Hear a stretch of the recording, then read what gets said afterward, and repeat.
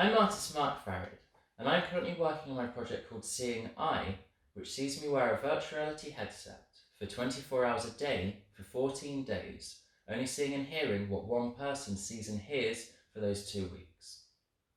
So we're currently working on the research arm of this project called Seeing I the Other, which is exploring who the other person's life that I'll live as is.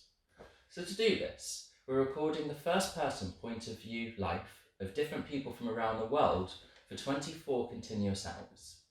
So this other person, they'll be wearing a pair of glasses which records a 360-degree field of view left and right and up and down, along with all of the audio that they hear in their life.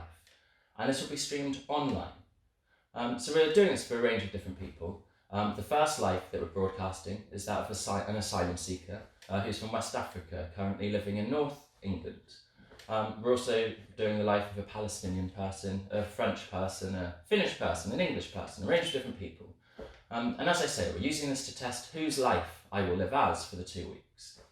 But for the research arm of this project, Seeing I the Other, we're specifically focusing on how the different cultures and contexts and locations of these people affect who they are and affect the people around them, and how the self-surveillance of themselves affects them, along with the people around them who are being recorded.